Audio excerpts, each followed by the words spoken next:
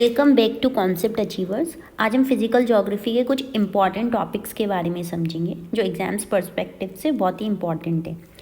पहले हम पढ़ेंगे प्रेशर बेल्ट्स।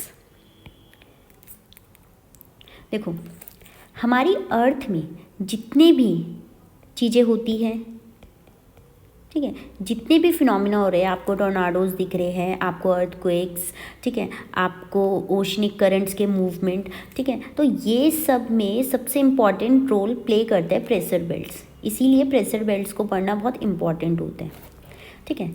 अब ये जो प्रेशर बेल्ट्स हैं, इसमें कौन कौन सी चीज़ें हैं, ठीक है, जो इसको इफेक्ट करती है, जो इसको क्या करती है, फॉर्म करती है। तो सबसे पहले जो इसमें मेजर रोल प्ले करता है वो है टेम्परेचर, ठीक है। याद रखिए, temperature is inversely proportional to pressure. देखो, इस वीडियो में हम जल्दी जल्दी पढ़ेंगे क्योंकि ये क्विक रिवीजन है, ठीक है, तो ज़्यादा डिटेल्स में नहीं जाएंगे। तो नंबर 1 टेम्परेचर, ठीक है, temperature is inversely proportional to pressure. कैसे? जैसे मैं आपको दो प्लेसेस देती हूँ, यहाँ का टेम्परेचर क्या है, बहुत हाई है, और यहाँ का टेम्परेचर क्या है, लो है। जहाँ का टेम्परेचर हाई है वहाँ की एयर कैसी होगी, वहाँ की एयर होगी लाइट, ठीक है। अब लाइट एयर क्या करेगी, राइज करेगी, ठीक है, और यहाँ पे एक वैक्यूम क्रिएट करेगी। क्या क्रिएट करेगी? वैक्यूम। इस वजह से क्या होगा, प्रेशर क्या हो जाएगा, लो हो जाएगा। टेम्परेचर जहाँ का लो होगा वहाँ पे एयर कैसी होगी, वहाँ की एयर होगी कोल्ड। कोल्ड विंड कैसी होती है, हैवी होती है, तो कोल्ड विंड क्या करेगी, यहाँ पे डिसेंड करेगी। इस वजह से यहाँ पे क्या हो जाएगा, प्रेशर हाई होगा, ठीक है। तो हेंस वी कैन से कि temperature is inversely proportional to pressure. Second देखो, याद रखना, जो विंड्स होती है उनका जो मूवमेंट होता है, ठीक है, विंड्स का मूवमेंट हमेशा कैसा होता है, high pressure to low pressure, ठीक है। थर्ड जो सबसे इंपॉर्टेंट चीज़ याद रखनी है वो है क्रियोलिस फोर्स, ठीक है। एज वी नो कि हमारी जो अर्थ है वो रोटेट करती है वेस्ट से ईस्ट, ठीक है। जब ये रोटेट करती है तो इस रोटेशन की वजह से एक फोर्स क्या होता है, जनरेट होता है, जिस फोर्स को हम बोलते हैं क्रियोलिस फोर्स, जो कि प्रेशर बेल्ट्स में बहुत इंपॉर्टेंट रोल प्ले करता है। कैसे? क्योंकि ये क्या करता है, विंड की डायरेक्शन को क्या करता है, डिफ्लेक्ट करता है। देखो, हमारी अर्थ है, हमारी अर्थ का ये पार्ट कौन सा है, नॉर्दर्न हेमिस्फीयर है, ठीक है, और ये वाला पार्ट क्या है, सदर्न हेमिस्फीयर है। तो नॉर्दर्न हेमिस्फीयर में ये विंड को कैसे डिफ्लेक्ट करता है, right hand side. In southern hemisphere में ये विंड को कैसे डिफ्लेक्ट कर रहा है, लेफ्ट हैंड साइड, ठीक है। देखो, कुछ चीज़ें हमें याद रखनी है, इससे रिलेटेड कुछ चीज़ें आती है, जैसे कि देखो हमारी अर्थ है, तो हमारी अर्थ की जो स्पीड है, ठीक है, वो मैक्सिमम कहाँ होती है, उसके इक्वेटर में, ठीक है, क्योंकि इक्वेटर में रेडियस क्या होता है, सबसे ज़्यादा होता है, मैक्सिमम होता है। इस वजह से उसकी स्पीड भी यहाँ पे क्या होती है, मैक्सिमम होती है, ठीक है। अगर मैक्सिमम स्पीड होती है तो यहाँ पे क्रियोलिस फोर्स कैसा होता है, 0, ठीक है। नेक्स्ट जो है, ये हमारे जैसे ये नॉर्थ पोल है और ये हमारा साउथ पोल है, तो north pole and south pole they are imaginary points. ये कैसे पॉइंट्स है, इमेजिनरी पॉइंट्स है, ठीक है। अब जब अर्थ रोटेट कर रही है वेस्ट से ईस्ट, ठीक है, तो यहाँ पे तो कोई मूवमेंट नहीं हो रहा ना, क्योंकि ये तो इमेजिनरी पॉइंट्स हैं। तो इस वजह से यहाँ पे स्पीड क्या है, 0, और यहाँ पे क्रियोलिस फोर्स क्या होता है, मैक्सिमम होता है, ठीक है। ये क्वेश्चंस पूछे जाते हैं बीच बीच में। तो हमने देखा प्रेशर बेल्ट्स में क्या क्या इंपॉर्टेंट रोल प्ले। एक तो हमें चीज़ें याद रखनी है, टेम्परेचर जो कि इन्वर्सली प्रोपोर्शनल है प्रेशर के, विंड मूवमेंट्स जो कि high pressure to low pressure है, और क्रियोलिस फोर्स, ठीक है, एक ऐसा फोर्स जो कि क्या करता है, विंड की डायरेक्शन को नॉर्दर्न हेमिस्फीयर में राइट हैंड मूव करवाता है और सदर्न हेमिस्फीयर में लेफ्ट हैंड साइड्स, ठीक है, जो कि मैक्सिमम होगा कहाँ, इक्वेटर में, ठीक है, सॉरी, जो कि मैक्सिमम होगा कहाँ, पोल में, और मिनिमम होगा कहाँ, इक्वेटर साइड में, ठीक है। तो प्रेशर बेल्ट्स पढ़ने से पहले हमें कुछ चीज़ें पता होनी चाहिए कि जो प्रेशर बेल्ट्स है, ठीक है, कुछ प्रेशर बेल्ट्स, वैसे तो टोटल 7 है, ठीक है, कुछ प्रेशर बेल्ट्स क्या होती है, थर्मली इंड्यूस्ड होती है, ठीक है, और कुछ होती है डायनामिक इंड्यूस्ड। तो नाम से ही पता चल रहा होगा, थर्मली मतलब टेम्परेचर, जो टेम्परेचर के वजह से बनती है, ठीक है, टेम्परेचर क्या लो और हाई। डायनेमिक होते हैं अदर देन टेम्परेचर, इसमें वो फैक्टर्स काउंट होते हैं जैसे क्रियोलिस फोर्स हो गया तुम्हारा, ठीक है। तो जो इनके वजह से बन रही है वो प्रेशर बेल्ट्स डायनेमिक इंड्यूस्ड होती हैं, ठीक है, जिसमें कि डायनेमिक इंड्यूस्ड जो होती है वो होती है तुम्हारी 4, ठीक है, और जो थर्मली इंड्यूस्ड होती है कितनी बची 3। तो साथ साथ ही हम पढ़ेंगे कौन कौन सी डायनेमिक इंड्यूस्ड है और कौन कौन सी थर्मली इंड्यूस्ड है, ठीक है।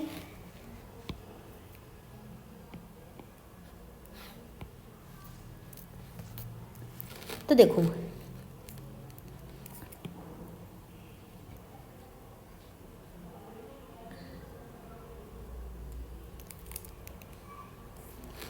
अब देखो आपको पता है जो इक्वेटर है, ठीक है, इक्वेटर में सन की जो रेज है वो सबसे ज़्यादा क्या करती है, हिट करती है ना। अब यहाँ का टेम्परेचर क्या रहता है, हमेशा हाई रहता है। टेम्परेचर हाई होने की वजह से यहाँ पे क्या होता है, जो प्रेशर है वो क्या होता है, लो होता है। टेम्परेचर हाई होने की वजह से यहाँ की एयर क्या होती है, लाइट होती है और राइज करेगी। तो चलो यहाँ की एयर क्या होती है, लाइट होती है और क्या करेगी, राइज करेगी, ठीक है। जैसी ये एयर जो है कहाँ पहुँचती है, तुम्हारी ट्रोपोपॉज में, ठीक है, ये क्या करने लग जाती है, डिसेंड करना स्टार्ट करती है, ठीक है। अब ये डिसेंड क्यों होती है, क्योंकि ट्रोपोपॉज को हम वैसे एटमॉस्फेयर में पढ़ेंगे, ठीक है। यहाँ तक वो विंड जो होती है उसका टेम्परेचर क्या हो जाता है, कम हो जाता है ऊपर जा जाके, हमें लैप्स रेट के बारे में तो पता ही है। तो यहाँ पे क्या होता है, यहाँ पे ये डाइवर्स होती है, ठीक है। डाइवर्स होके ये जो कोल्ड विंड है अब ये यहाँ पे क्या करेगी, नीचे डिसेंड करती है, यहाँ पे क्या करेगी, नीचे डिसेंड करेगी, ठीक है। अब डिसेंड करने के बाद यहाँ पे भी ये क्या होगी, डाइवर्स होगी, ठीक है, और यहाँ पे भी ये जो होती है डाइवर्स होती है। देन आपको पता ही है ये जो पोलर रीजन है, ठीक है, पोलर रीजन, यहाँ पे टेम्परेचर क्या है, बहुत ही लो है। तो टेम्परेचर लो होने की वजह से यहाँ पे एयर जो होगी कैसी होगी, कूल एयर, ठीक है, और कूल एयर क्या करेगी, सबसाइड करेगी। तो मैं बना देती हूँ यहाँ से, कूल एयर क्या करेगी, ऐसे सबसाइड करेगी, ठीक है। सेम यहाँ पे सदर्न हेमिस्फीयर में भी ऐसे ही चलेगा। जब कूल एयर सबसाइड करेगी और यहाँ से क्या आ रही है, वार्म एयर आ रही है, तो क्या होगा, कूल एयर ये कैसी है, कूल, और ये कैसी है, वार्म। तो कूल और वार्म क्या करेंगे, क्लैश करके, कूल और वार्म क्या करेंगे, क्लैश करके राइज अप होंगे, ठीक है। यहाँ पे क्या करेंगे, राइज होंगे, ठीक है। अगेन ये क्या हो जाएंगे, डाइवर्स हो जाएंगे और यहाँ पे डिसेंड हो जाएंगे, ठीक है, और यहाँ पे क्या हो जाएंगे, डिसेंड होंगे। ये अपने सेल्स को same as it is southern hemisphere में भी क्या होगा, यहाँ से पोलर हाई से क्या आएंगी, कोल्ड विंड आएगी और जो क्या होगी, सबसाइड होगी। यहाँ से वार्म और यहाँ से क्या, कोल्ड, ये दोनों विंड आपस में क्लैश करेगी और राइज होंगी, ठीक है, और उसके बाद क्या हो जाएंगी, डाइवर्स हो जाएंगी, ठीक है, और यहाँ पे ये क्या हो जाएंगी, डिसेंड हो जाएंगी, ठीक है। तो इससे क्या होता है, ये आपको दिख रहे होंगे कुछ सेल्स बने हुए, इन सेल्स के कुछ नाम भी है, ठीक है। इन सेल्स के नाम वो हम बाद में देखेंगे, पहले हम इन बेल्ट्स के अब नाम देखते हैं। तो देखो हमने यहाँ पे क्या देखा, यहाँ का टेम्परेचर, यहाँ पे टेम्परेचर क्या था, लो था, है ना, सॉरी, टेम्परेचर यहाँ पे क्या था, हाई था, और प्रेशर क्या था, लो था, जिससे एयर क्या हुई, राइज हुई, ठीक है। तो प्रेशर क्या हुआ, यहाँ पे लो हुआ, और ये रीजन क्या है, इक्वेटर, तो इसीलिए हम इसको क्या बोलते हैं, इक्वेटोरियल लो प्रेशर बेल्ट, ठीक है। अब देखो जब एयर राइज हुई तो यहाँ पे क्या हुई, डिसेंड हुई, तो यहाँ जाके मैंने पहले ही बता दिया था, नीचे यहाँ पे क्या होगा, प्रेशर क्या हो जाएगा, ज़्यादा हो जाएगा, ठीक है। और ये रीज़न क्या है, सब ट्रॉपिकल, इसीलिए इसको क्या बोलते हैं, सब ट्रॉपिकल हाई प्रेशर बेल्ट, ठीक है, सब ट्रॉपिकल हाई प्रेशर बेल्ट। अब क्या है, ठीक है, सेम एज इट इज़ यहाँ पे भी सब ट्रॉपिकल हाई प्रेशर बेल्ट। अब यहाँ पे देखो ये जो रीज़न था, ये वाला रीज़न यहाँ पे आपको पता ही है, ये थर्मली इंड्यूस्ड बेल्ट हुई ना, क्योंकि यहाँ पे क्या है, कोल्ड, टेम्परेचर हमेशा क्या रहता है, लो रहता है, ठीक है, और प्रेशर क्या रहता है, हाई रहता है। तो ये कैसा रीज़न हुआ, हाई, ये है हाई प्रेशर, ठीक है, पोलर हाई प्रेशर बेल्ट।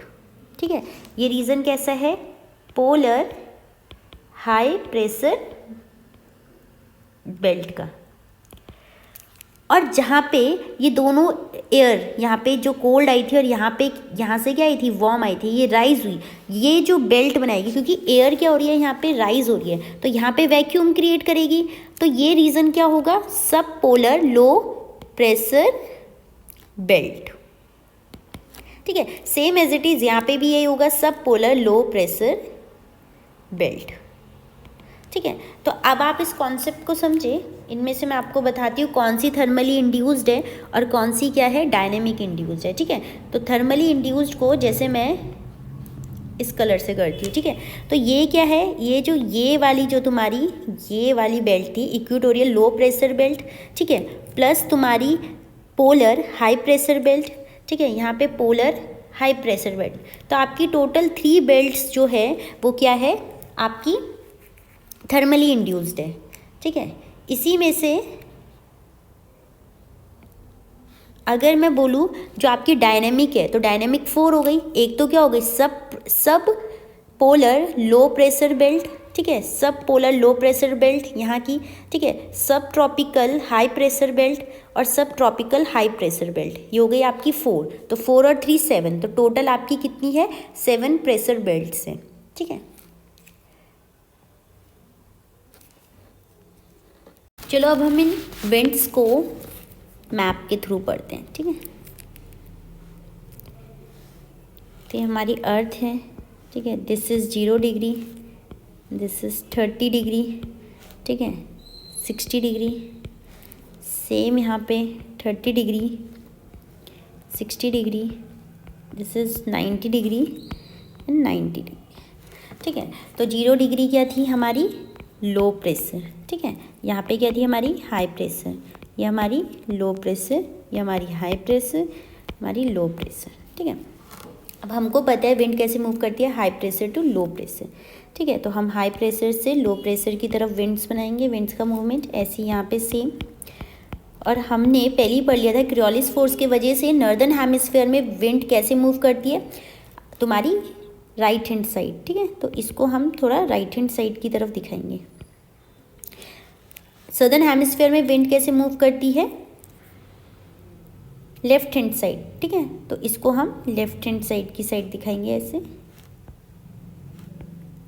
तो लग रहा है ना कि जैसे इसकी डायरेक्शंस क्या हो, ईस्ट की साइड हो, इसीलिए इनको हम बोलते हैं ईस्टर्ली ट्रेड विंड्स।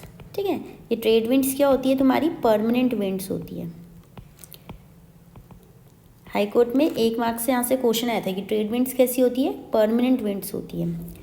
देन आपका इधर की तरफ से देखो, अब हाई प्रेशर से लो प्रेशर। ठीक है, विंड्स अब इधर की तरफ मूव करेगी, इधर सेम यहाँ पे भी हाई प्रेशर से लो प्रेशर की तरफ। नॉर्दर्न हेमिस्फीयर में कैसे मूव करेगी विंड्स, तुम्हारी right hand side. And southern hemisphere में विंड कैसी मूव करेगी, तुम्हारी कैसी मूव करेगी, लेफ्ट हैंड साइड। ठीक है, तो इसका लेफ्ट हैंड साइड किस साइड होगा, इस साइड।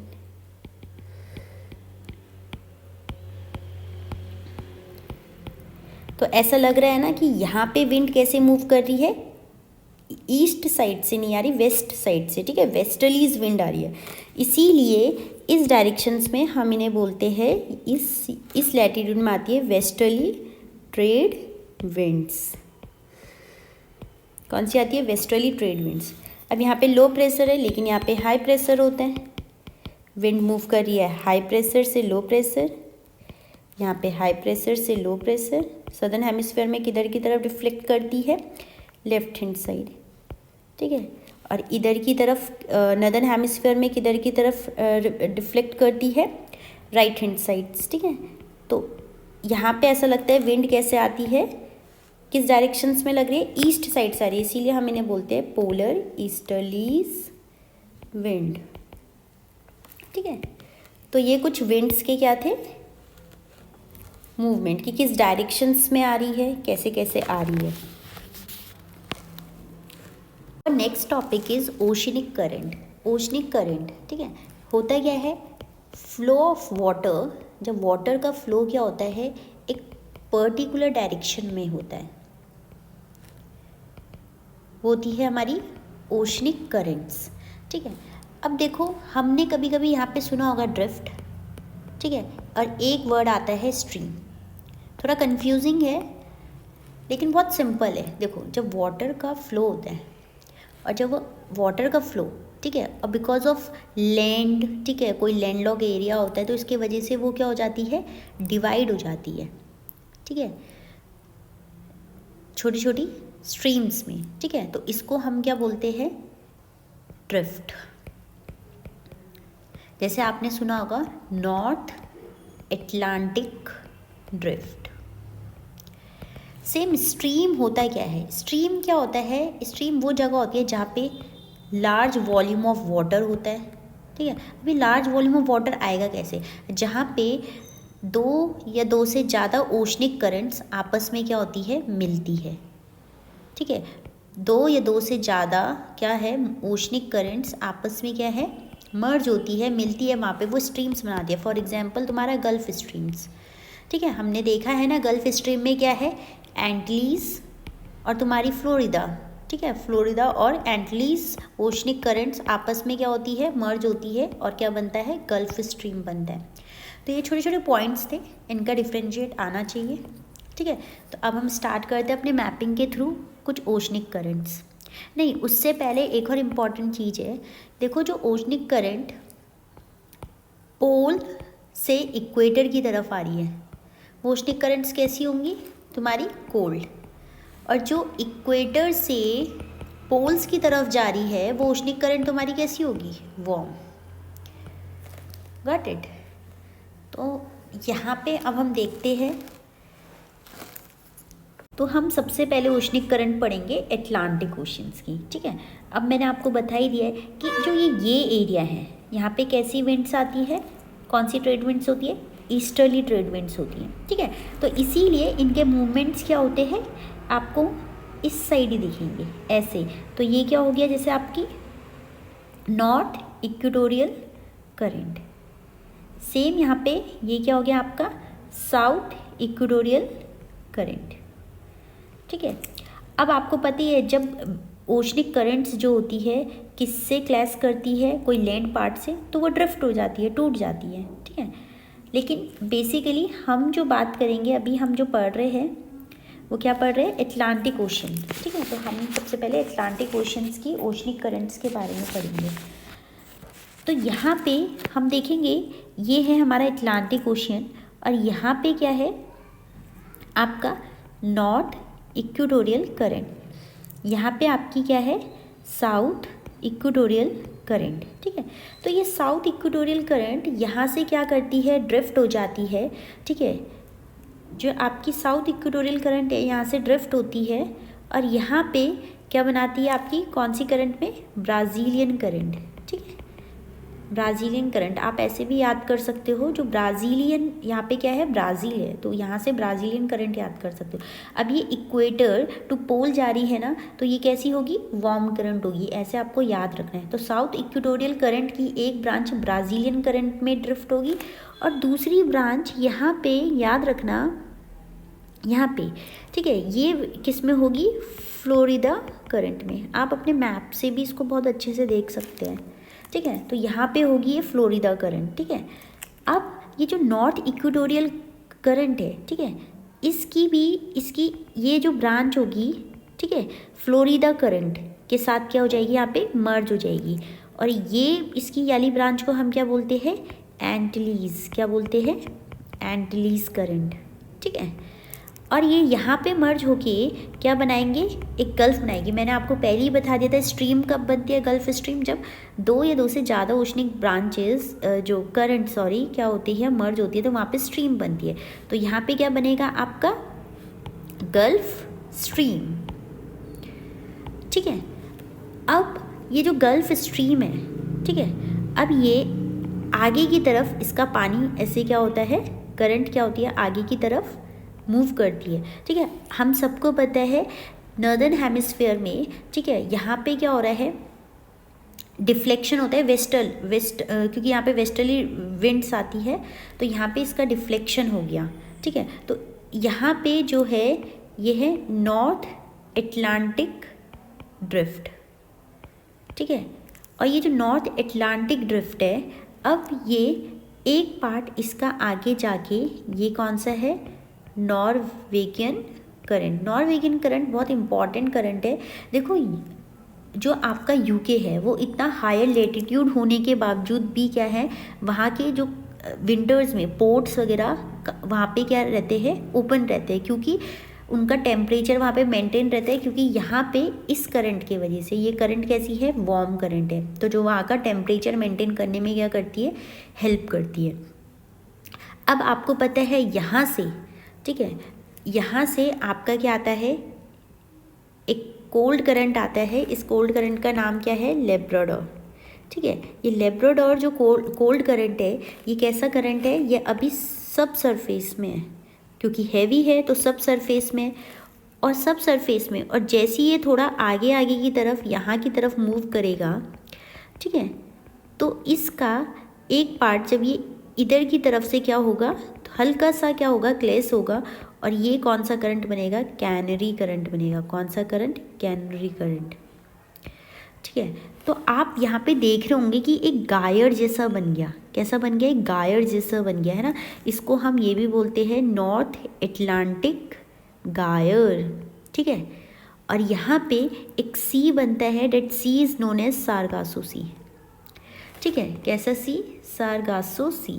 सारगासो सी कैसा है, ऐसा सी जिसकी क्या है, कोई भी कोस्ट लाइन नहीं है। सारगासो सी ऐसा सी है जिसकी कोस्ट लाइन नहीं है।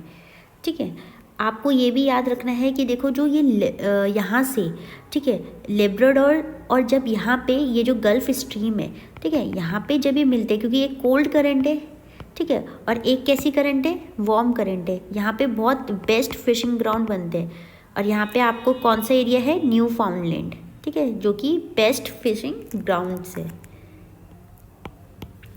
तो ये है हमारा एटलांटिक ओशनिक करंट्स। अब हम ओशन करंट्स और ओशंस,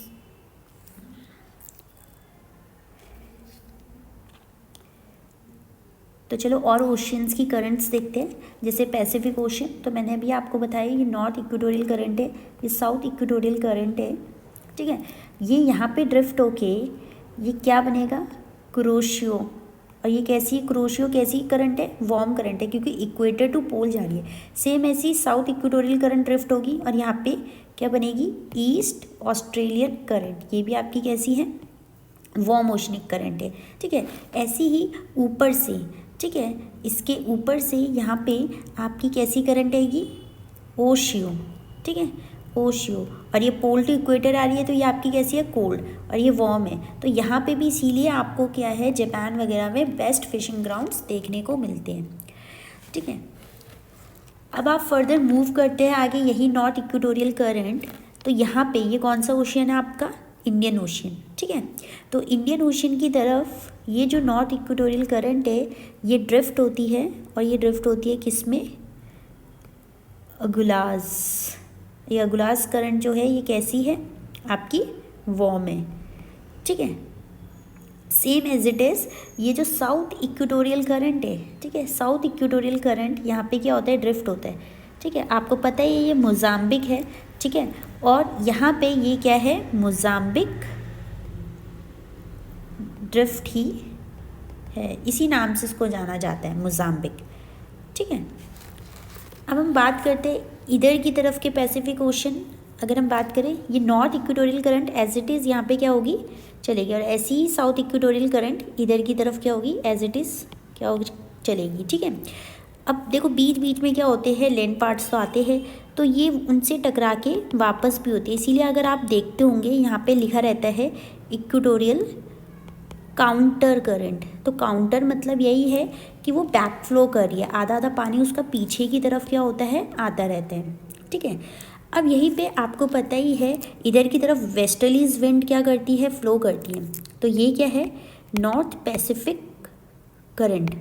ठीक है, ये ड्रिफ्ट होता है ऊपर की तरफ अलास्का, और इधर की तरफ क्या है, कैलिफोर्निया। ठीक है। सेम इधर भी क्या है, साउथ पैसिफिक करंट, जो कि वेस्टर्लीज विंड फ्लो कर रही है ना इधर, इस वजह से ये वेस्ट की साइड से आ रही है। ठीक है, तो इधर हम देखेंगे, ठीक है, साउथ अमेरिका के इस वाले पार्ट में ये क्या है, पेरू करंट। ठीक है, और पेरू कैसी हो गई, कोल्ड करंट हो गई। ठीक है, आप देखोगे जहाँ पे भी कोल्ड करंट होती है वहाँ पे हमेशा डेजर्ट का फॉर्मेशन होता है। ठीक है, अब आप इसके आगे की साइड जैसी ही ये क्या है, यहाँ पे है साउथ अटलांटिक।